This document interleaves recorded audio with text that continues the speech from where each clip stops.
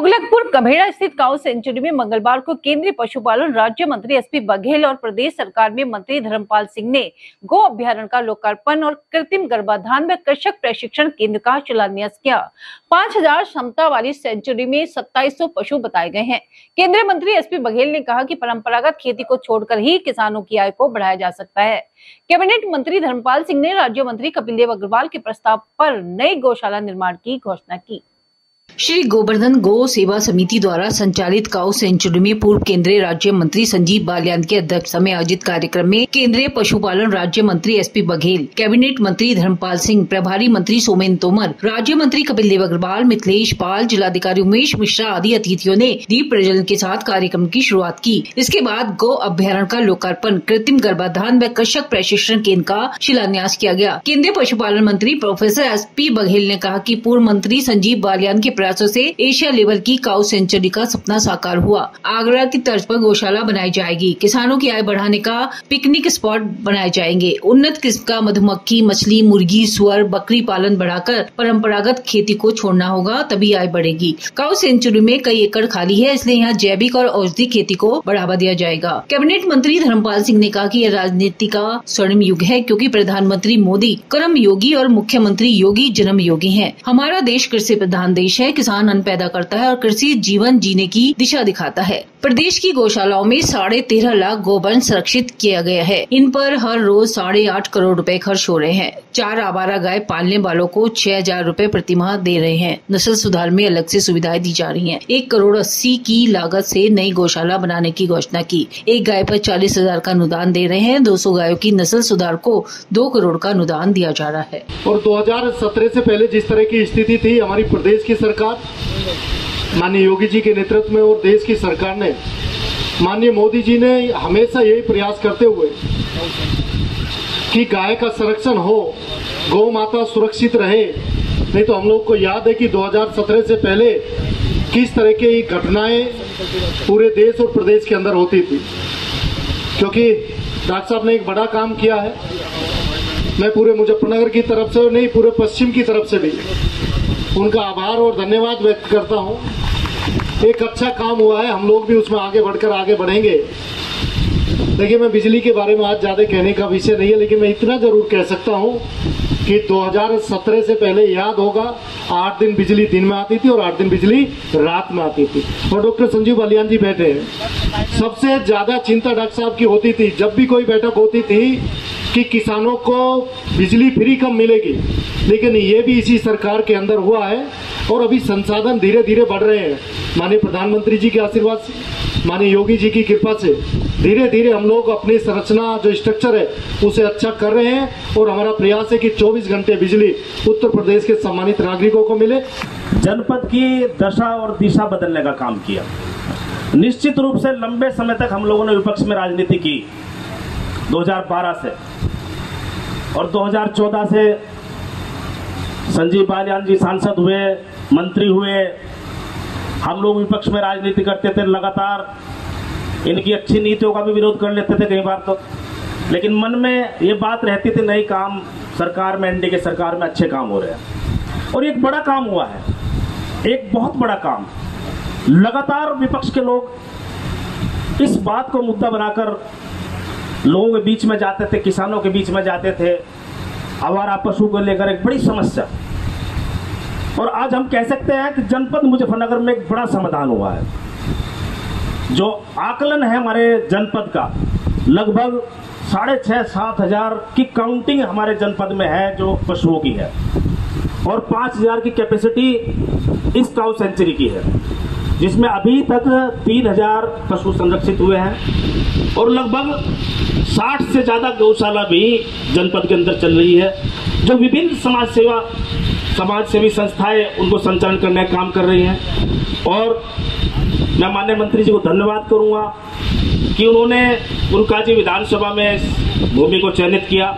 और आज ये काऊ सेंचुरी जो एक उत्तर प्रदेश में भी एक मॉडल है, उसको आज जनपद के लोगों को समर्पित किया जा रहा है। मैं बधाई देना चाहता हूं सभी लोगों को, जितने भी लोग उपस्थित हैं। अब तो वह एनडीए एक विपक्षी दल है जो लगातार आपके सामने ही उसकी बात पॉलिटिकल बात बाद में करेंगे, बाद में देखेंगे। आजकल जो है वो संविधान और आरक्षण उठाए घूम रहे बहुत। मैंने देखा उनका ड्रामा भी बहुत। जब 2012-17 तक में सरकार में थे मैं लोग, तब मैं विपक्ष में एमएलए था बीएसपी की सरकार में, और बघेल साहब उसी समय आए थे मुझे एमएलए बनाने के लिए। एक दिन पूरा लगा के गए थे और मैं जीता था उस चुनाव में। और किस प्रकार इन लोगों ने धज्जियां संविधान की और आरक्षण को उड़ाने का काम किया था, किसी छिपा नहीं है। उसकी बात कल को करेंगे। कल को कार्यक्रम विशेष उसी का ही है। उनका स्वागत करता हूं। हमारे दूसरे मुख्य अतिथि उत्तर प्रदेश सरकार में कैबिनेट मंत्री माननीय धर्मपाल सिंह जी, उनसे अभी पूरी चर्चा हुई जब हम काऊ सेंचुरी में घूम रहे थे, और जिस प्रकार मंत्री जी ने उसमें इंटरेस्ट लिया है, मुझे आशा है उनके मार्गदर्शन में ये काऊ सेंचुरी को हम एक नए मॉडल के तौर पर, एक उत्तर प्रदेश ही नहीं पूरे देश के अंदर एक मिसाल के तौर पर कायम करने में कामयाब होंगे। मंत्री जी के लिए एक जोरदार तालियां। एलिफेंट सेंचुरी, फ्लाइंग सेंचुरी देखी थी। संजीव बालियान जी के प्रयास से, केंद्र मोदी जी के सहयोग और योगी जी के सहयोग से 8 महीने में यहाँ 63 एकड़ में 43 करोड़ लगा करके, और यहाँ पर एक बहुत अच्छा 5000 गौवंश को रखने का व्यवस्था की गई है। और यहाँ पर अब AI के द्वारा कृत्रिम गर्भाधान का प्रशिक्षण दिया जाएगा और किसानों को प्रशिक्षण दिया जाएगा। ये इंडिया की नंबर 1 गौशाला है जिसको PPP मॉडल पे चलाया जा रहा है। दूसरे लोग भी चलाएं, क्योंकि निराश्रित गौवंश हमारे लिए बड़ी समस्या है। हाँ, बजट में क्या, कभी केंद्र और राज्य पीछे नहीं रहेगा। जो परंपरा संजीव बालियान साहब ने डाली है उसको हम लोग निभाएंगे। अब उन्हीं के जिनका पैतृक ये काम था, अगर उन्हें बदबू आने लगेगी तो थोड़ा ठीक नहीं है। गाय से कभी बदबू नहीं आती है। गाय में देवताओं का निवास होता है। उसके पेशाब में जो है, गाय के पेशाब से तमाम बीमारियां दूर होती हैं। गाय का दूध अमृत है, A2 मिल्क तो और भी अमृत है।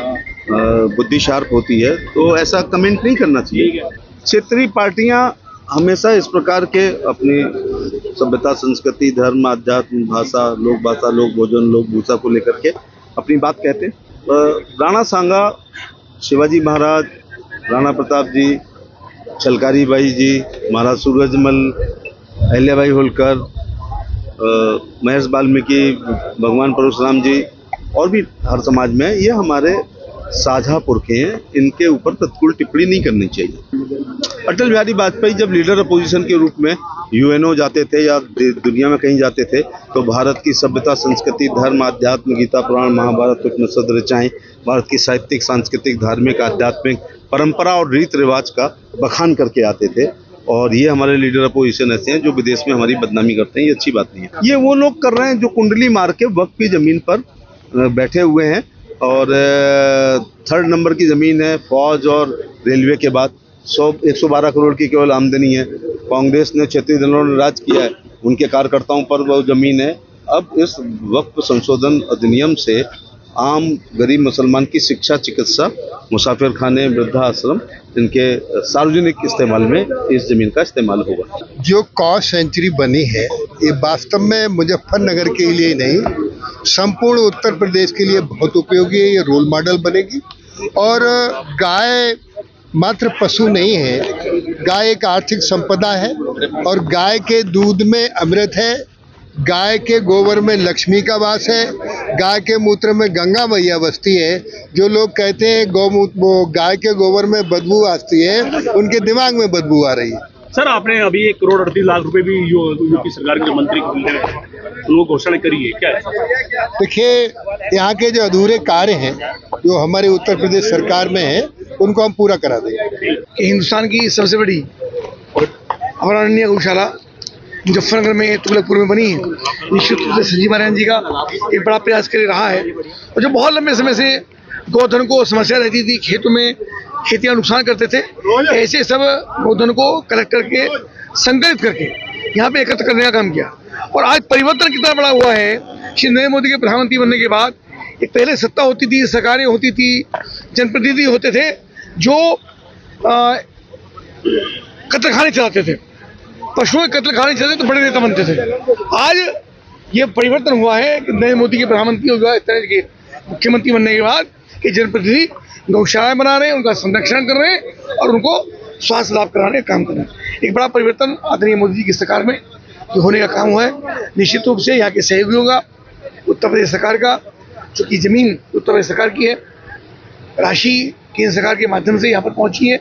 मैं सभी का धन्यवाद करता हूँ। संजीव बालियान जी का निश्चित रूप से इसके अंदर बड़ा योगदान है। धर्मपाल जी जो हमारे मंत्री हैं, उनसे मैंने गौशाला के लिए विषय रखा, एक शुद्धीर्थ के लिए वहाँ पर पशु चिकित्सालय की मैंने उनसे मांग की है। दोनों मांगे उन्होंने स्वीकृत की है, पत्र में उनको देना है। और दोनों मांगे शुद्धीर्थ के अंदर एक पशु चिकित्सालय बने और एक गौशाला, ऐसा निवेदन उनसे किया। हाँ, सबका सहयोग रहा, प्रदेश सरकार का, केंद्र सरकार का और अब गोवर्धन सेवा समिति का। एक ऐसा मॉडल जिसमें जनता के सहयोग से, जन भावनाओं के सहयोग से बेसहारा गोवंश को संरक्षित किया जा सकता है। कुछ नए प्रयोग करने का प्रयास है, अपने पैरों पर खड़ी हो, सरकारी अनुदान ना लेना पड़े, ये प्रयास हम सबका है।